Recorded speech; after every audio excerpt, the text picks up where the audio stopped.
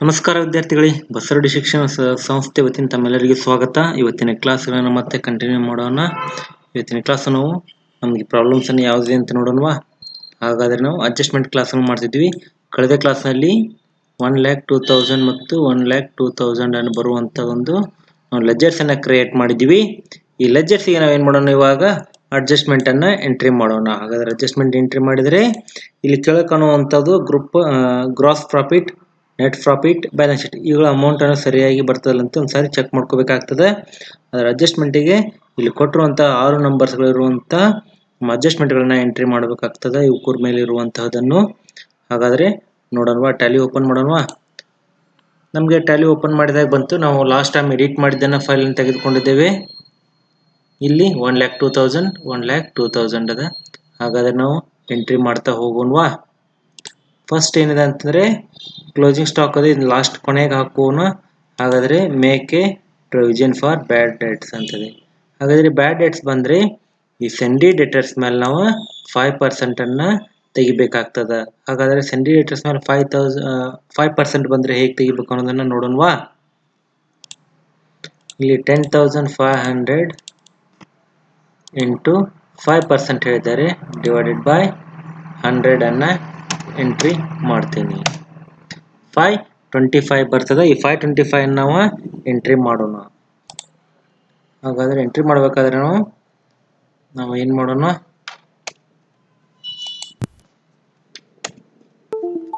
Make a provision for bad debts, make a provision for bad debts ಅನ್ನ entry ಮಾಡೋಣ.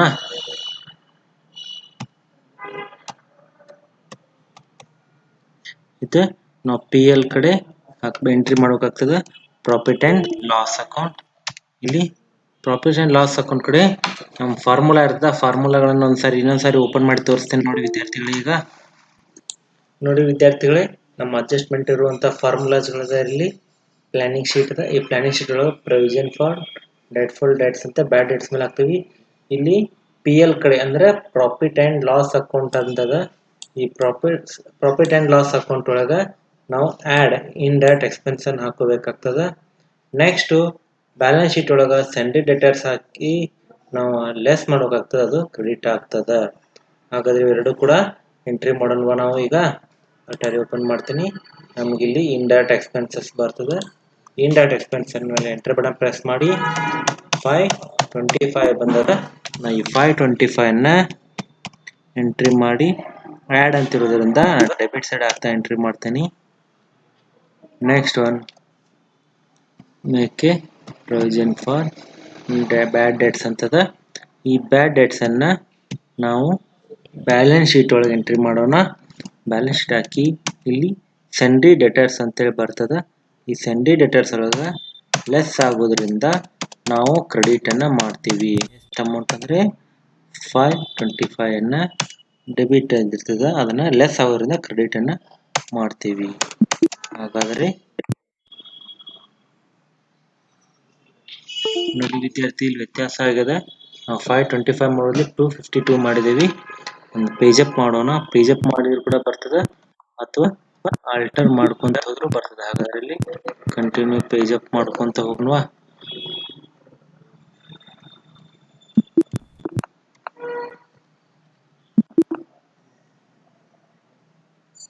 PL ಹೌದಾ, indirect 525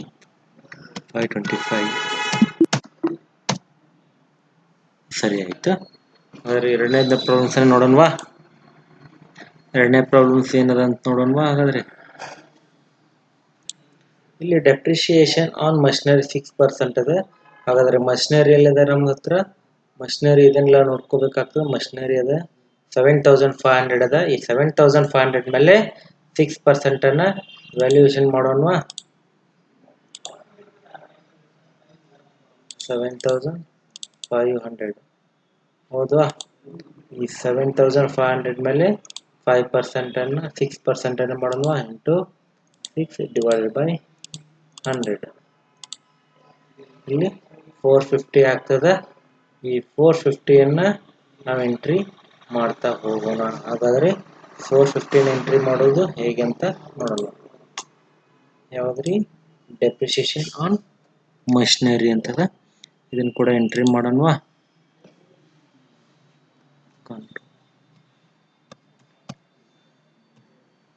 ಇಲ್ಲಿ profit and loss entry ಮಾಡ್ತೀನಿ.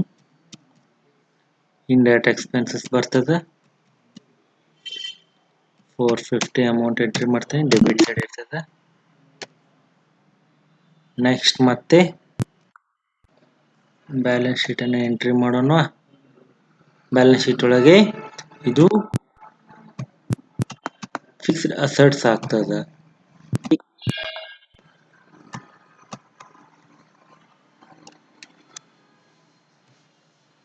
Balance sheet ಇಲ್ಲಿ fixed assets ಆಗ್ತದೆ. Fixed assets ಅಂತ ತೆಗೆದುಕೊಂಡು 450 ಎಂಟ್ರಿ ಮಾಡೋಣ.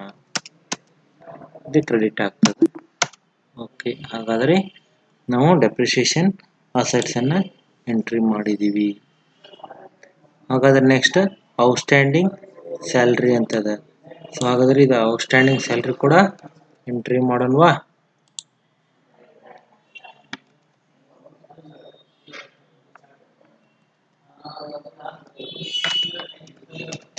ಇಲ್ಲಿ ಔಟ್ಸ್ಟ್ಯಾಂಡಿಂಗ್ ಸ್ಯಾಲ್ರಿ ಅಂದರೆ ಇಂಡೈರೆಕ್ಟ್ ಎಕ್ಸ್ಪೆನ್ಸ್ ಆಗುತ್ತೆ.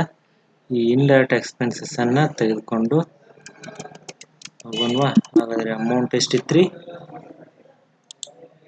400 ಅದ. ಈ 400 ಎಂಟ್ರಿ ಮಾಡ್ತೀನಿ ಡೆಬಿಟ್ ಸೈಡ್. ಅದೇ ರೀತಿ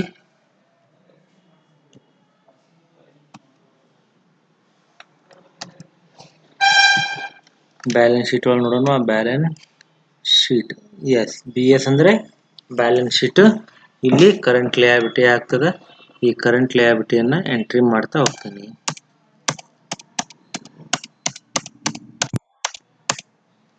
ಇಲ್ಲಿ ಕೂಡ 400 ಹಾಕ್ತೀನಿ, ಇದು ಕ್ರೆಡಿಟ್. ಓಕೆ, ಹಾಗಾದರೆ ಮತ್ತೆ ಮುಂದೆ ನೋಡೋಣ ಏನದ ಅಂಥೇಳಿ. Next interest account of investment. ಹಾಗಾದರೆ ಇನ್ವೆಸ್ಟ್ಮೆಂಟ್ ಮೇಲೆ 90 ರೂಪೀಸ್ ಅದ. ಇದನ್ನು ಕೂಡ ಎಂಟ್ರಿ ಮಾಡೋಣವಾ.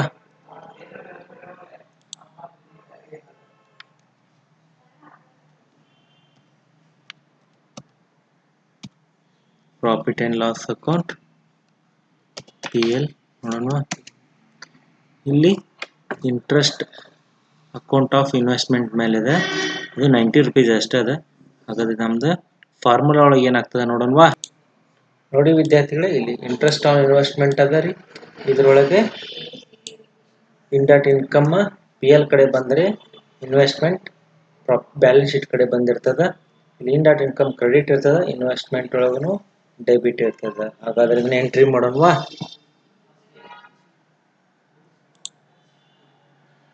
PL ಕಡೆ ಇಂಡೈರೆಕ್ಟ್ ಇನ್ಕಮ್ ಅದ, ಇಂಡೈರೆಕ್ಟ್ ಇನ್ಕಮ್ ತಗೊಳ್ಳೋಣ. ಹಾಗೆ 90 ಅದ, ಇಲ್ಲಿ ಕ್ರೆಡಿಟ್ ಬರ್ತದೆ. ನೆಕ್ಸ್ಟ್ ಇದನ್ನೇ ನಾವು ಎಂಟ್ರಿ ಮಾಡೋಣ.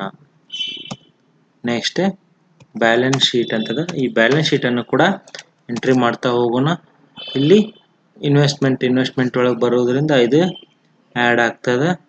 ಈ ಇನ್ವೆಸ್ಟ್ಮೆಂಟ್ ಡೆಬಿಟ್ ಸೈಡ್ ಇರೋದ್ರಿಂದ ನಾವು 90 ರೂಪೀಸನ್ನು ಹಾಕಿ PLನ್ನು ತೆಗೆದುಕೊಳ್ತೀವಿ. ನೋಡಿ ವಿದ್ಯಾರ್ಥಿಗಳು, ಈಕ್ವಲ್ ಆಗಿ ಬರ್ತಾ ಇದೆ ಅಮೌಂಟು. ಇನ್ನು ನೆನ್ಪಿಟ್ಕೊಂತ ಹೋಗ್ಬೇಕಾಗ್ತದೆ. ಜೊತೆಗೇನು ಕೂಡ ಕ್ರಾಸ್ ಚೆಕ್ ಅಂತ ಹೇಳ್ತೀವಿ ನಾವು, ಡೆಬಿಟ್ ಕ್ರೆಡಿಟ್. ಇಲ್ಲಿ ವೇರಿಯೇಷನ್ ಆಯ್ತಾ ನಮ್ಗೆ ಆಟೋಮೆಟಿಕ್ ಏನಾಗ್ತದೆ, ಅಡ್ಜಸ್ಟ್ಮೆಂಟ್ ವೇರಿಯೇಷನ್ ಯಾವುದೋ ಅಮೌಂಟನ್ನು ಕಡಿಮೆ ಹಾಕಿದೆ ಅಂತ ಗೊತ್ತಾಗ್ತದೆ. ಅದಕ್ಕೆ ಚೆಕ್ ಮಾಡ್ತಾ ಹೋಗ್ಬೇಕಾಗ್ತದೆ. ಈಗ ವೇಜಸ್ ಪೇಡ್ ಇನ್ ಅಡ್ವಾನ್ಸ್ ಅಂತದ ರೀ. ಈ ವೇಜಸ್ ಪೇಡ್ ಇನ್ ಅಡ್ವಾನ್ಸ್ ಅಂತ ತೆಗೆದುಕೊಳ್ಳೋಣ. ಈ ವೇಜಸ್ ಪೇಡ್ ಅಡ್ವಾನ್ಸ್ ಒಳಗೆ ನಾವು ಎಂಟ್ರಿ ಮಾಡ್ತಾ ಹೋಗೋಣಂತ.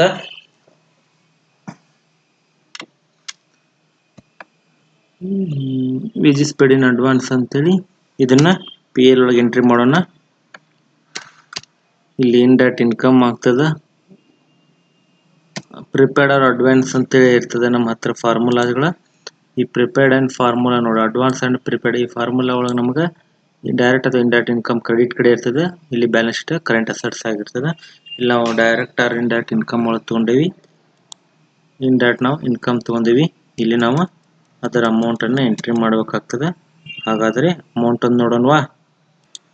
ಅಮೌಂಟು 50 ರೂಪೀಸ್ ಇದೆ. ಈ 50 ರೂಪೀಸನ್ನು ಎಂಟ್ರಿ ಮಾಡೋಣ. ನಾವು 50 ರೂಪೀಸನ್ನು ಎಂಟ್ರಿ ಮಾಡೋಣ. CR. ಅದೇ ರೀತಿ ನಾವು wages paid in advance balance ಶೀಟನ್ನು ಎಂಟ್ರಿ ಮಾಡೋಣ. ಅಂದರೆ BS balance sheet current assets ಆಗಿರ್ತದೆ. ಈ ಕರೆಂಟ್ ಅಸೆಟ್ಸನ್ನು ಎಂಟ್ರಿ ಮಾಡೋಣ. ಅಮೌಂಟು 50 ಡೆಬಿಟ್ ಆಗುತ್ತೆ. ವಿದ್ಯಾರ್ಥಿಗಳಿಗೆ ಕೊನೆಯದಾಗಿ ಉಳಿದಿರೋದು ಏನಂದ್ರೆ ನಮಗೆ ಕ್ಲೋಸಿಂಗ್ ಸ್ಟಾಕ್ ಮಾತ್ರ. ಈ ಕ್ಲೋಸಿಂಗ್ ಸ್ಟಾಕ್ ಒಂದನ್ನು ಎಂಟ್ರಿ ಮಾಡಿಬಿಡೋಣ. 10,300 ಇದೆ. ಈ 10,300 ಕ್ಲೋಸಿಂಗ್ ಸ್ಟಾಕನ್ನು ಟೈಲ್ ಒಳಗೆ ಎಂಟ್ರಿ ಮಾಡಿಬಿಟ್ರೆ ಮುಗಿದೋಗುತ್ತೆ. ನೋಡೋಣ. ಹಾಗಾದರೆ ಒಂದ್ಸರಿ ನಾವು ಎಸ್ಕೇಪನ್ನು ಪ್ರೆಸ್ ಮಾಡೋಣ. 2 3 ಆಮೇಲೆ ಗೆಟ್ವೇ ಆಫ್ ಟ್ಯಾಲಿಗೆ ಬರಬೇಕಾಗ್ತದೆ. ಈ ಗೆಟ್ವೇ ಆಫ್ ಟ್ಯಾಲಿ ಒಳಗೆ ಬ್ಯಾಲೆನ್ಸ್ ಶೀಟ್ ಇದೆ. ನಾನು ಡೌನ್ ಮಾರ್ಕ್ ಪ್ರೆಸ್ ಮಾಡ್ತಾ ಬರ್ತೀನಿ. ಇಲ್ಲಿ ಡೌನ್ ಮಾರ್ಕ್ ಮೇಲೆ ಎಂಟರ್ ಬಟನ್ ಪ್ರೆಸ್ ಮಾಡಿ ನಾನು ಆಲ್ಟ್ F1 ಅನ್ನು ಕ್ಲಿಕ್ ಮಾಡ್ತೀನಿ. ನಿಮ್ಗೆ ಗೊತ್ತಿರೋ ಹಾಗೆ ಓಪನಿಂಗ್ ಸ್ಟಾಕ್ ಅದ. ಈ ಓಪನಿಂಗ್ ಸ್ಟಾಕ್ 1 2 ಎಂಟ್ರಿ ಮಾಡಬೇಕು. ಈ ಕೆಳಗಡೆ ಬಂದ ನಂತರ ಅದೇ ಡೇಟನ್ನು ಎಂಟ್ರಿ ಮಾಡಬೇಕು. 1/4/2020. ಇಲ್ಲಿ ಅಮೌಂಟ್ ನಮಗೆ ಕ್ಲೋಸಿಂಗ್ ಸ್ಟಾಕ್ ಅಮೌಂಟ್ ಎಷ್ಟು ಕೊಟ್ಟಿದ್ದಾರೆ? 10,300 ಅದ. ಈ 10,300 ಅನ್ನು ಎಂಟ್ರಿ ಮಾಡಿರಿ. ಕ್ಲೋಸಿಂಗ್ ಡೇಟ್ 31/3/1 ಇಯರ್ ಆಗಬೇಕು. 2021 ಅಂದರೆ 1 ಇಯರ್ ಆಯ್ತಲ್ಲ. ಏಪ್ರಿಲ್ 1st 2020 ಇಂದ 31 ಮಾರ್ಚ್ 2021 ವರೆಗೆ 1 ಇಯರ್ ಆಗುತ್ತಾ. ಆ 1 ಇಯರನ್ನು ನಾವು ಸೇಮ್ ಡೆಬಿಟ್ ಸೈಡ್ ಎರಡು ಕಡೆ ಇರಬೇಕು. ಎಂಟ್ರಿ ಮಾಡ್ತಾ ಹೋಗಿ ನೆಕ್ಸ್ಟ್ ಕಂಪ್ಲೀಟ್ ಮಾಡಿಕೊಂಡು ರಿಪೀಟ್ ಎಸ್ಕೇಪನ್ನು ಪ್ರೆಸ್ ಮಾಡಿ ನೋಡೋಣ ಅಂತ. ಹಾಗಾದರೆ ನೋಡಿ ವಿದ್ಯಾರ್ಥಿಗಳೇ, ನಮ್ಮದು ಬ್ಯಾಲೆನ್ಸ್ ಶೀಟನ್ನು 48,465 ಅದ. ಹಾಗಾದ್ರೆ ನಮ್ಮ ಪ್ರಾಬ್ಲಮ್ಸಲ್ಲಿ ಕೂಡ 48,465 ಅದ.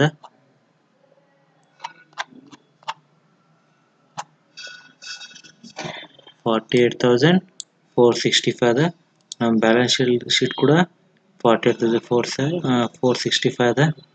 ಹಾಗಾದರೆ ನೆಕ್ಸ್ಟು 17,150 ಅದ. ಇಲ್ಲಿ ಕೂಡ ನಮ್ಮದು ಪ್ರಾಫಿಟ್ ಆ್ಯಂಡ್ ಲಾಸ್ ಒಳಗೆ 17,150 ಅದ. ನೋಡಿ, ನಾವು ಒಂದು ಪ್ರಾಬ್ಲಮ್ಸನ್ನು ಸಾಲ್ವ್ ಮಾಡಿದ್ದೀವಿ. ನಾವಿಲ್ಲಿ ವೇಜಸ್ ಪೇಡ್ ಇನ್ ಅಡ್ವಾನ್ಸ್ ನಾವು ಇಂಡೈರೆಕ್ಟ್ ಇನ್ಕಮ್ ಒಳಗೆ ಹಾಕಿದ್ದೀವಿ. ಬಟ್ ಡೈರೆಕ್ಟ್ ಎಕ್ಸ್ಪೆನ್ಸ್ ಒಳಗೆ ನಾವು ಕ್ರೆಡಿಟನ್ನು ಮಾಡಿದ್ದೀವಿ. ಅದಕ್ಕೆ ಈ ಕಡೆ ಬಂದಿದೆ. ಮೊದಲು ಇಲ್ಲಿತ್ತು, ಅದನ್ನು ಸ್ವಲ್ಪ ಚೇಂಜಸ್ ಮಾಡಿದ್ರಿಂದ ಈ ಕಡೆ ಬಂದಿದೆ. ಡೈರೆಕ್ಟ್ ಎಕ್ಸ್ಪೆನ್ಸ್ ಒಳಗೆ wages paid in advance but credit ಒಳಗದ. ನಾವು ಅಡ್ವಾನ್ಸ್ ಕೊಟ್ಟೇವೆ, ಎಕ್ಸ್ಪೆಂಡಿಚರ್ ಬಟ್ ಕ್ರೆಡಿಟ್ ಒಳಗೆ ಇರ್ತದೆ. ಅಂದರೆ ನಮ್ದು ದುಡ್ಡು ನಾವು ಅಡ್ವಾನ್ಸ್ ಕೊಟ್ಟಿದ್ದೀವಿ, ವರ್ಕ್ ಆಗಿರೋದಿಲ್ಲ. ಇಲ್ಲಿ 150 ಆಯ್ತು. ಇಲ್ಲಿ ಕ್ಯಾರೇಜ್ ಇನ್ವರ್ಡ್ ಡೈರೆಕ್ಟ್ ಎಕ್ಸ್ಪೆನ್ಸ್ ಆಗಬೇಕಾಯಿತು. ಈ ಎಕ್ಸಾಂಪಲನ್ನು ನಾವು ಇಲ್ಲಿ ಎಂಟ್ರಿ ಮಾಡಿದಾಗ ನಾವು ಏನಾಗಿತ್ತು ಅಂದರೆ ಅದು ಡೈರೆಕ್ಟ್ ಎಕ್ಸ್ಪೆನ್ಸ್ ಹಾಕ್ಬಿಟ್ಟು ಇಂಡೈರೆಕ್ಟ್ ಎಕ್ಸ್ಪೆನ್ಸ್ ಹಾಕಿ ನಾವು ರೌಂಡ್ ಫಿಗರನ್ನು ಮಾಡಿದ್ದೀವಿ. ಅದೇ ರೀತಿ ಇಲ್ಲಿ ಆಗಿದೆ. ಆ್ಯಕ್ಚುಲಿ ಹೇಳ್ಬೇಕಂದ್ರೆ ಇದು ಡೈರೆಕ್ಟ್ ಎಕ್ಸ್ಪೆನ್ಸಸ್ ಬರ್ತದೆ ಕ್ಯಾರೇಜ್ ಇನ್ವರ್ಡ್. ಅದು ನಾವು ಇಲ್ಲಿ ಇಂಡೈರೆಕ್ಟ್ ಎಕ್ಸ್ಪೆನ್ಸ್ ಹಾಕಿದ್ದಕ್ಕೆ ಈ ರೀತಿ ಬಂದಿದೆ. ಕರೆಯಬೇಕು ನಿಜವಾಗ್ಲೂ ಅದು ಡೈರೆಕ್ಟ್ ಎಕ್ಸ್ಪೆನ್ಸ್ ಬರ್ತದೆ. ಅವಾಗ ಇಲ್ಲಿ 500 ಲೆಸ್ ಆಗ್ತದೆ. ಆದರೆ ನಮ್ಗೆ ಅದು ಬರಲಿ ಅಂತ ಆ ರೀತಿ ಮಾಡಿದ್ವಿ. ಆದರೆ ಸರಿಯಾದ ಇರೋದ್ರಿಂದ ಇರಲಿ. ಈಗ ನಾವು ಏನು ಮಾಡೋಣ, display trial balance halt F1 ಅನ್ನು ಕ್ಲಿಕ್ ಮಾಡ್ತಾ ಇದ್ದೀನಿ. ಇಲ್ಲಿ ಆಲ್ಟ್ P ಅನ್ನು ಪ್ರೆಸ್ ಮಾಡಿ ನಾವು ಪ್ರಿಂಟ್ ಕಾಪಿಯನ್ನು ನೋಡೋಣವಾ. ಹಾಗಾದರೆ ಡೆಸ್ಕ್ಟಾಪ್ ಮೇಲೆ ಕ್ಲಿಕ್ ಮಾಡಿ ನಾವು ಒಂದು ಡೆಸ್ಕ್ಟಾಪ್ ಕಾಪಿಯನ್ನು ನೋಡೋಣ. ಈಗ 1 ಕ್ಲಿಕ್ ಮಾಡ್ತಾ ಇದ್ದೀನಿ. ಅದನ್ನು ಓಪನ್ ಮಾಡೋಣವಾ.